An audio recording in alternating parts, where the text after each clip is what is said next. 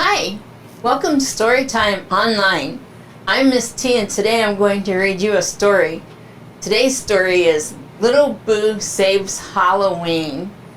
If you like our story, have Mom or Dad hit the subscribe button, ring the bell, like us, and share. Okay? Are you ready? Let's go!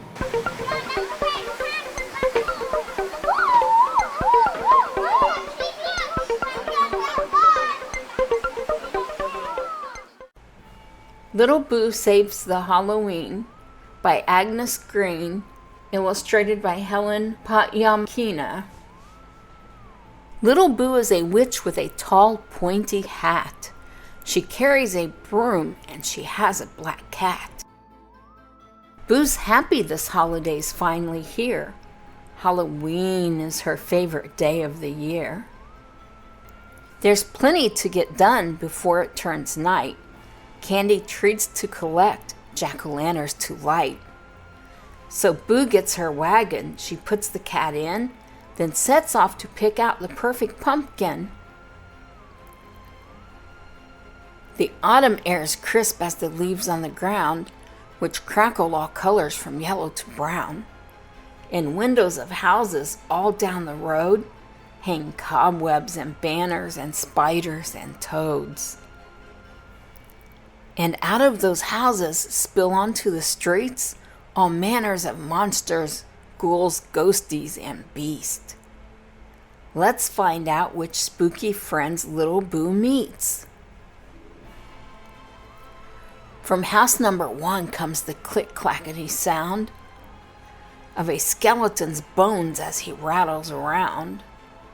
When the skeleton hears what Boo's going to do, he joins in beside her, and then there was 2. From house number 2 comes a spine-tingling woo. This ghost shines so brightly she's almost see-through. When the ghost hears what Boo and the skeleton are going to do, she says, "Oh, how lovely! May I join the crew?" A house number 3 flaps a little fanged bat, which turns into a vampire and frightens the cat. When the vampire hears what Boo, the skeleton, and the ghost are going to do, he follows at speed. Why, he practically flew. From house number 4 creeps a gruesome gargoyle. His skin is all green and quite covered in boils. When the gargoyle hears what Boo, the skeleton, the ghost, and the vampire are going to do, he chuckles and takes up his place in the queue. At house number 5, reams of bandages flow from the mummy who's wrapped from her head to her toes. When the mummy hears what Boo, the skeleton, the ghost, the vampire, and the gargoyle are going to do, she decides she'd quite like to join in with them too. From house number 6 comes a rumbling growl. A werewolf steps forward and lets out a howl. When the werewolf hears what Boo, the skeleton, the ghost, the vampire, the gargoyle, and the mummy are going to do, he joins in the gang with a joyful "Ow!" So Boo and the skeleton, the ghost, the vampire, the gargoyle, the mummy, and the werewolf all make their way to the pumpkin patch. But when they get there, there's one teeny catch. There is only one pumpkin left. The friends are downhearted. The ghost moans, "Boo-hoo! Our Halloween's ruined. Now what do we do?" Then Boo has an idea and gets rather excited.